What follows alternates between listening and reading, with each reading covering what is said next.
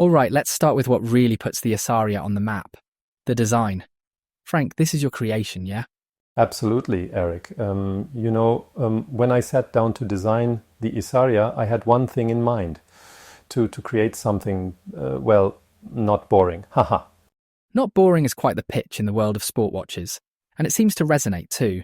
The reviews especially highlight how it blends modern looks with classic elements. Can you walk us through your thought process? Of course. So the key was balance. I wanted to respect the heritage of classic watchmaking, the timeless elements, but then twist it, add a boldness. The sculpted case, chamfered edges, they aren't just for show. They add this depth, this character that catches your eye from different angles. Your eye from... Right, and collectors seem to pick up on that. I mean, we've got reviewers saying things like hidden masterpiece, or praising the case finishing as, what did they say? Finely sculpted. Exactly. And that's the thing. It's in the small details, right? Like the brushing on the edges. It's not just brushed. It's a very precise, almost artistic technique. The dials too, they aren't just printed and done. Each one is inspected for clarity, for alignment. Watches like these, they have to feel special when you hold them. And they do. I noticed several reviewers mentioning that attention to detail, even down to the loom. Would you say that's an area where ISARIA stands out?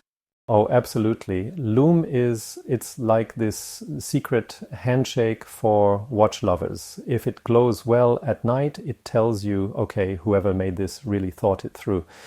The ISARIA's loom is, it's bright, consistent, something we worked very hard on to get just right. And it's that combination of sharp design choices and craftsmanship that seems to echo through the reviews, yeah? People aren't just calling it nice or unique. They're backing that up with specifics.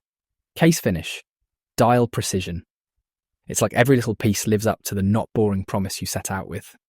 Exactly, Eric, and that's what excites me most. You can't design a watch that checks those boxes, distinctive, elegant, and bold, without sweating every single detail. And every detail seems to land. Which makes me wonder, could that same level of care extend to what's hidden under the stunning exterior? The engine inside, so to speak. We've covered the bold design that steals the spotlight, but let's peel back the layers. Frank, tell me about what's inside the ISARIA. It uses Swiss movements, doesn't it? Yes, exactly. We wanted the mechanics to match the design's quality. A beautiful case deserves and I really believe this, a flawless engine inside. So we went with Swiss movements. They're reliable, seriously reliable. And it's two kinds, right? Quartz from Ronda and automatic from Landeron? That's right. Ronda for the battery-powered watches and Landeron for the automatics. Both are brands with this long-standing reputation, Swiss craftsmanship, It's not just about creating something that works today. These movements are built to last. They're engineered to be dependable, robust. It plays into that idea of longevity, right? The website even claims perfect craftsmanship. That's a strong phrase. Absolutely. When you wear an ISARIA, you're not just wearing it for a season or two. This is something made to live with you, to carry your memories, and it starts with sourcing only the best mechanics. It's precision, Eric, pure precision. Speaking of precision, there's another thing that's crucial for everyday use. Loom and the dial printing. Two things that seem to get mentioned a lot in the reviews. Oh, the loom. I love this detail. It's not just an aesthetic thing, although it does, look very cool. It's also about readability. If you're out in the dark, like, let's say, hiking in the Bavarian Alps or Jalkaz. Funny you say that, because one reviewer actually mentioned they wore their ISARIA on a night hike there and praised the loom specifically. Said it stayed bright through the whole hike. Exactly. That's exactly the point. You need loom that doesn't fade halfway through the night. And the dial, we make sure it's printed with absolute care, alignment, clarity.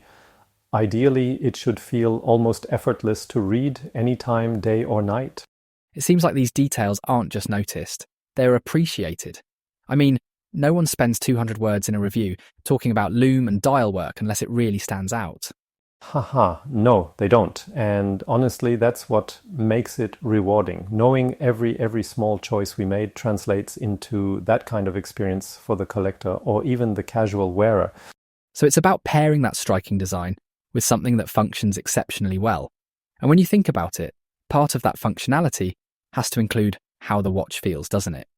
We've talked about how the watch performs and how it holds up aesthetically, but let's not forget another critical detail: how it feels to wear.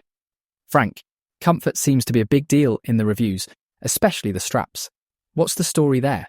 Ah, yes, the straps. You know, Eric, when you wear a watch, it's not just about how it looks, but how it feels on your wrist.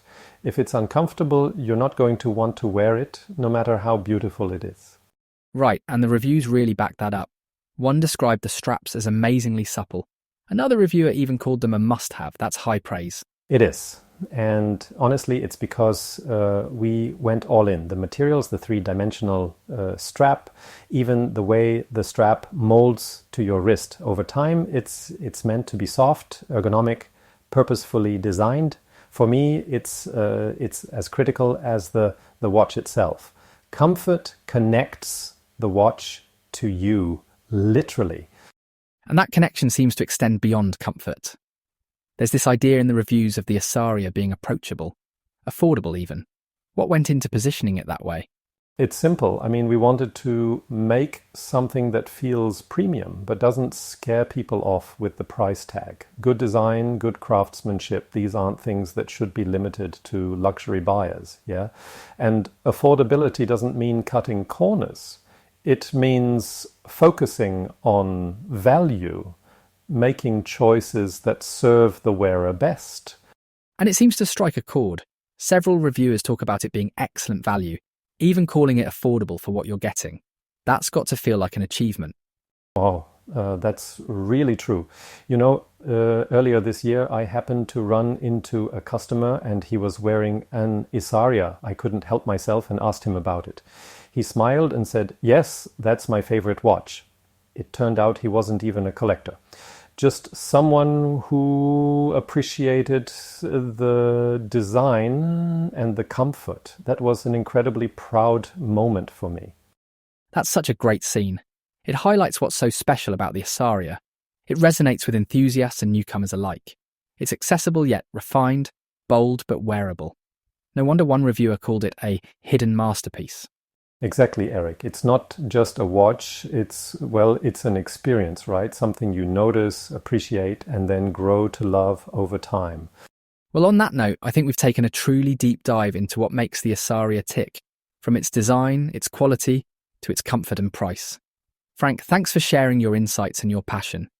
It's been fascinating. Thank you. It's always a joy to talk about something you pour your heart into.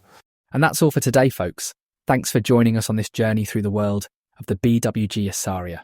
We'll see you next time for another deep dive. Take care.